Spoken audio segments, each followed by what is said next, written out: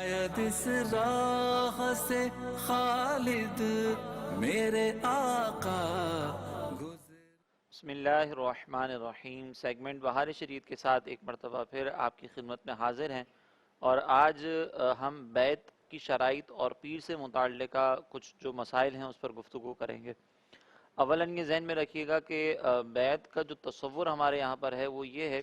کہ آپ کسی جامع شرائط پیر، یعنی وہ پیر کے جو شریعت کے شریعت کی طرف سے بیان کردہ شرائط پر پورا اترتے ہوں اور وہ کامل ہوں،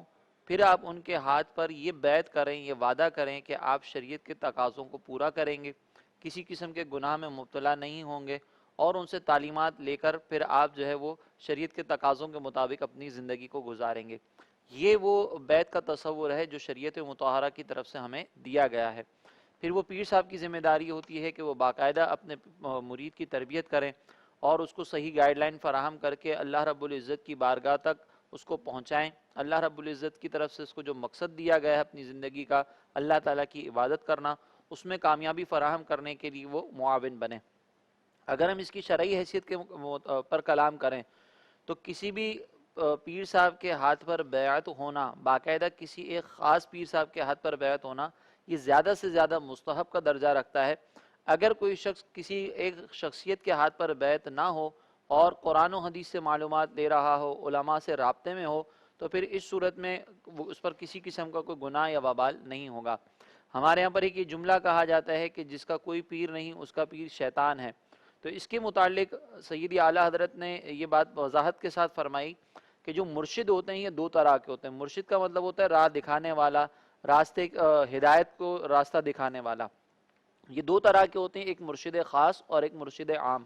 مرشد خاص سے مراد تو وہی پیر صاحب ہیں کہ باقاعدہ ہم ان کے ہاتھ پر ہاتھ بیعت کریں، اور دوسرا مرشد عام سے مراد قرآن، حدیث، اس کی تفاسیر، احادیث کی شروحات، علماء جو علماء ربانیین ہیں،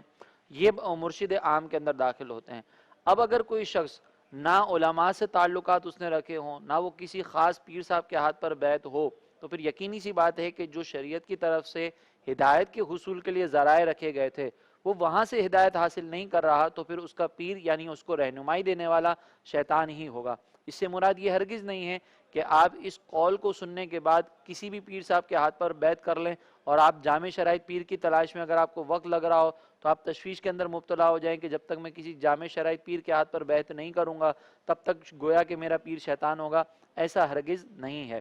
اب وہ شرائط کیا ہیں کہ جو ایک پیر صاحب کے اندر ہونی چاہیے، تو اس کے بارے میں ہمارے علماء نے بڑی وضاحت کے ساتھ فرمایا کہ وہ جو شرائط جو ایک پیر کے اندر ہونی چاہیے اس میں سے سب سے پہلی کہ وہ صحیح العقیدہ ہو، اس کے عقیدے میں کسی قسم کا کوئی بگاڑ نہ ہو، وہ گمراہی پر مشتمل نہ ہو۔ دوسری وہ عالم دین ہو۔ کوئی بھی جاہل شخص کبھی بھی پیر نہیں بن سکتا، کیونکہ پیر کا کام ہے رہنمائی فراہم کرنا، اور رہنمائی کس سے حاصل کرنی ہے؟ تو اللہ تبارک و تعالیٰ نے وضاحت کے ساتھ فرما دیا کہ فَاسْأَلُوا أَهْلَ الذِّكْرِ إِن كُنتُمْ لَا تَعْلَمُونَ، اگر تم نہیں جانتے رہنمائی حاصل کرنی ہے تو اہل علم سے سوال کرو۔ جاہل شخص کبھی بھی اپنے مریدوں کی اچھی تربیت نہیں کر سکتا۔ تیسری جو فرمایا کہ وہ اعلانیہ گناہ نہ کرتا ہو۔ اعلانیہ گناہ نہ کرنے کا مطلب یہ ہے کہ شریعت کے جتنے بھی تقاضے ہیں اس کو پورا کرتا ہو۔ چنانچہ اگر کوئی پیر صاحب ایسے ہیں کہ جو عورتوں کے بیچ میں بیٹھے ہوئے رہتے ہوں، بے پردہ عورتوں کے سر پر ہاتھ رکھ کر شفقت کا اظہار کرتے ہوں، ہاتھوں میں 25-26 انگوٹھیاں پہنی ہوئی ہوں، اور اس طرح کے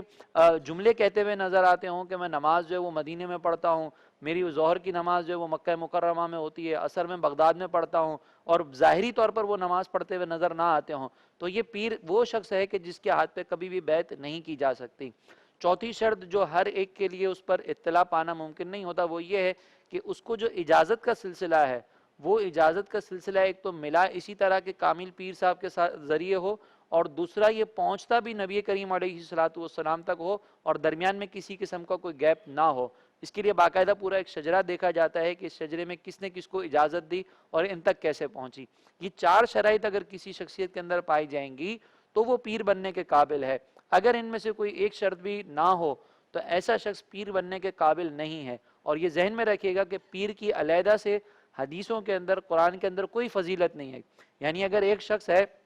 جو مارکیٹ کے اندر تو پیر مشہور ہے لیکن ان چار شرائط پر پورا نہیں اترتا، تو اس کا پیر مشہور ہو جانا یہ کوئی ایسی فضیلت والی بات نہیں ہے کہ وہ پیر صاحب چونکہ مشہور ہو چکے ہیں تو اب ہم ان کے ہاتھ چومیں صرف اس وجہ سے کہ وہ لقب پیر کے ساتھ مشہور ہو چکے ہیں مارکیٹ کے اندر، یہ کوئی فضیلت قرآن میں نہیں بیان کی گئی۔ پیر کی جو شرائط بیان کی گئی ہیں، یا پیر کی جو اطاعت یا پیر کی جو فرما برداری کا حکم دیا گیا ہے، یہ صرف اس وجہ سے ہے کہ پیر عالم دین ہو، وہ آپ کو مکمل رہنمائی فراہم کر سکتا ہو، آپ اس کے ہاتھ پر بیعت کریں، اس کی تعلیمات قرآن و حدیث کے مطابق ہوں، پھر آپ اس سے بیعت کریں۔ اگر پیر صاحب کے دربار پر ڈانڈیا کھیلے جا رہے ہوں، پیر صاحب کے دربار پر جو بھنگڑے ڈالے جا رہے ہوں، اور پھر وہ پیر صاحب اپنی فضیلتیں بیان کریں، وہ فضائل کے جو کامل پیروں کے لیے ذکر کی گئی ہیں، تو ایسے پیر کی کوئی فضیلت قرآن و حدیث کے اندر نہیں، بلکہ ایسے کے ہاتھ پر بیعت کر کے اس کو اپنا رہنما بنانا یہ بھی گناہ ہے۔ اگر خدا نخواستہ ہم میں سے کوئی شخص کسی ایسے جاہل پیر کے ہاتھ پر بیعت ہے تو اسے چاہیے کہ اپنی بیعت کو فوراً ختم کرے، علماء سے اپنے تعلق کو وابستہ کرے، اور جو کامل شرائط جامع شرائط پیر ہیں ان کے ہاتھوں پر بیعت کرے۔